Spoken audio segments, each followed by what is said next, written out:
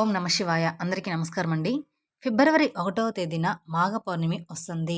ఆ రోజు సాక్షాత్తు లక్ష్మీదేవి ఇంటికి వచ్చే రోజనమాట. ఆ రోజునే ఈ ఒక్క వస్తువును కొంటే ధనయోగం కలుగుతుంది. కానీ ఈ 10 తప్పులు మాత్రం చేస్తే పేదరికం అనుభవిస్తారనమాట. ఎందుకు అంటే ఫిబ్రవరి 1వ తేదీన ఆదివారం నాడు అత్యంత శక్తివంతమైన మాఘ పౌర్ణమి ఏర్పడుతుంది. ఇదే రోజున రవి పుష్య వినియోగం కూడా ఏర్పడుతుందనమాట. కాబట్టి ఈ వీడియో మీ కంటపడిందంటే మీరు చాలా అదృష్టవంతులనే చెప్పుకోవచ్చు.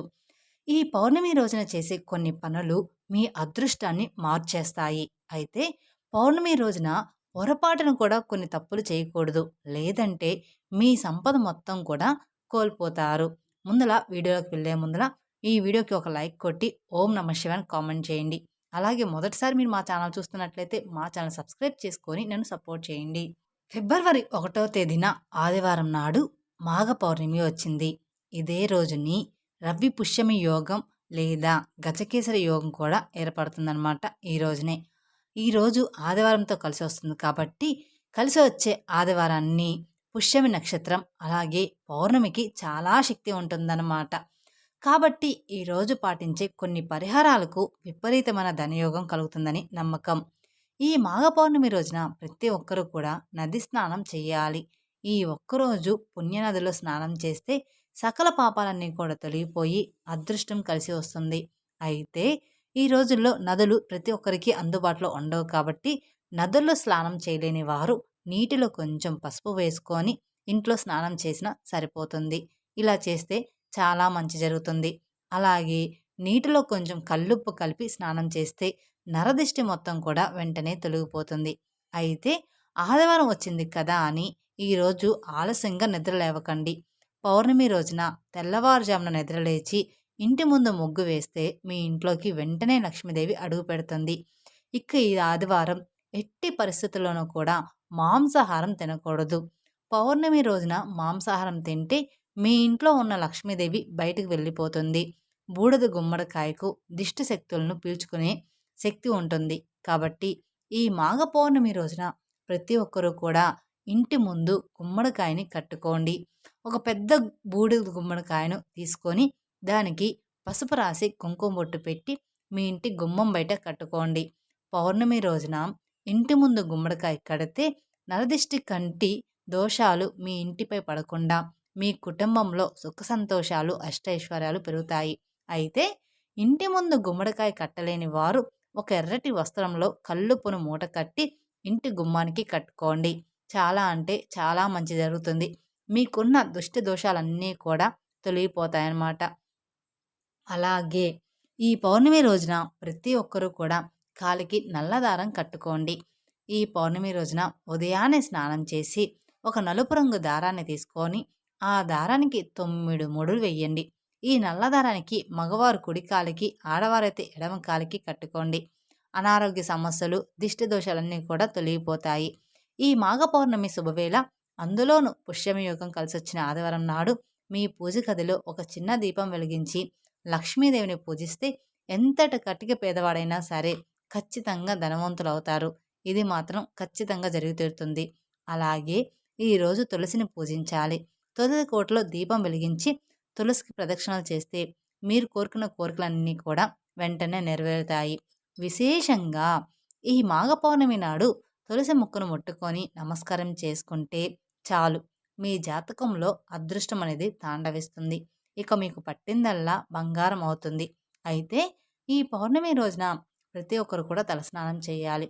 ఈరోజు ఉదయాన్నే తలస్నానం చేసి ఓం నమో నారాయణ అనే మంత్రాన్ని 21 సార్లు జపించండి. మీ కుటుంబం కష్టాలన్నీ కూడా వెంటనే గట్టెక్కుతాయి. ముఖ్యంగా ఈ పౌర్ణమి రోజున కల్లుప్పును కొని మీ ఇంటికి తెచ్చుకోండి. ఎందుకంటే పౌర్ణమి రోజున ఉప్పు కొంటే మీ ఇంట్లో లక్ష్మీదేవి స్థిర నివాసం ఉంటుంది. రవి పుష్య యోగం చాలా అరుదుగా ఏర్పడుతుంది. కాబట్టి ఈ పౌర్ణమి రోజున రవి పుష్య యోగంలో బంగారం లేదా వెండి వస్తువును కొనుక్కుంటే అక్షయ ఫలితాలు కలుగుతాయని, మీ ఇల్లంతా కూడా కనకవర్షంతో నిండిపోతుందని నమ్మకం. అయితే బంగారం వెండి కొనలేని వారు దక్షిణావృతి శంఖం తెచ్చుకొని మీ పూజ గదిలో పెట్టుకోండి. ఇక మీ ఇంటి ఐశ్వర్యం అనేది వృద్ధి చెందుతుంది. అలాగే ఈరోజు ఇత్తడి వస్తువులు కొన్నా చాలా మంచి జరుగుతుంది. ముఖ్యంగా ఈ పౌర్ణమి రోజున రాత్రిపూట ప్రతి ఒక్కరూ కూడా దిష్టి తీసుకోండి. 3 ఎండుమిరపకాయలు, కొద్దిగా కల్లుప్పు, అలాగే కొన్ని ఆవాలు తీసుకొని మీ కుటుంబ సభ్యులందరికీ కూడా 3 సార్లు దిష్టి తీసి బయట పడేయండి. లేదా ఎర్ర నీటితో దిష్టి తీసినా సరిపోతుంది. పౌర్ణమి రోజున కుటుంబం అంతా దిష్టి తీసుకుంటే మీ భవిష్యత్తులో ఏర్పడే ఆటంకాలన్నీ కూడా తొలగిపోయి ఎన్నో శుభ ఫలితాలనేది కలుగుతాయి. అయితే ఈ పౌర్ణమి రోజున పొరపాటును కూడా కొన్ని వస్తువులు కొనకూడదు, కొన్ని వస్తువులు చేయకూడదు. పొరపాటును కూడా ఇనుప వస్తువులు కొనుక్కోకండి. రవి పుష్యమి యోగంలో ఇనుప వస్తువులను కొంటే శని ప్రభావం అనేది పెరుగుతుంది. అలాగే నలుపు రంగు వస్తువులు, ప్లాస్టిక్ వస్తువులు మరియు పదునైన వస్తువులను కూడా ఈరోజు కొనకండి. వీటి వల్ల మీ కుటుంబంలో మనశ్శాంతి లోపిస్తుంది. అలాగే ఈరోజు కొత్త వాహనాలు కొంటే చాలా శుభసూచకం. అన్నిటికన్నా కూడా ముఖ్యంగా ప్రతి ఒక్కరూ కూడా పసుపు కొమ్ములు కొనుక్కోండి. ఈరోజు పసుపు కొమ్ములు కొని మీ పూజ గదిలో ఉంచితే పిల్లల చదువులు ఆటంకాలు తొలగిపోతాయి. అలాగే వివాహ ప్రయత్నాలు చేసేవారికి వివాహ యోగం కూడా సిద్ధిస్తుంది. అలాగే ఈ పౌర్ణమి నాడు తప్పనిసరిగా బియ్యం లేదా గోధుమలు కొనుక్కొని ఇంటికి తెచ్చుకోండి.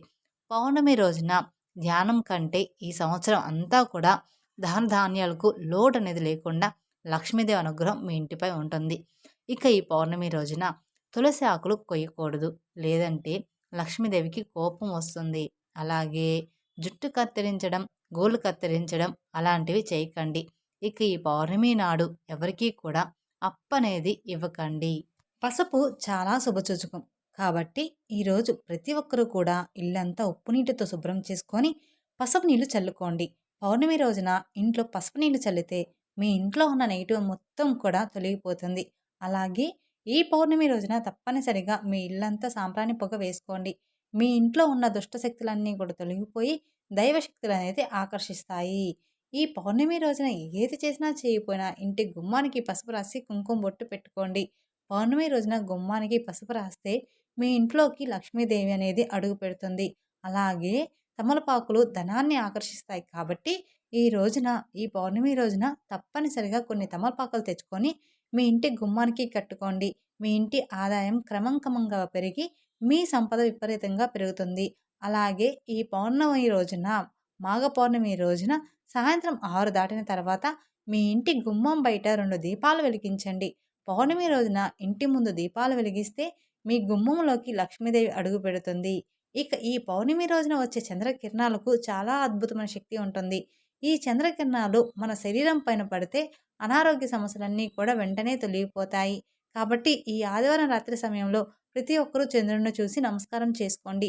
దీర్ఘకాలిక అనారోగ్య సమస్యలన్నీ కూడా తొలగిపోతాయి. అలాగే మీ మనసులో ఏదైనా కోరిక ఉంటే కోరుకొని చంద్రుడిని చూస్తే మీ కోరికలు ఖచ్చితంగా నెరవేరుతాయి.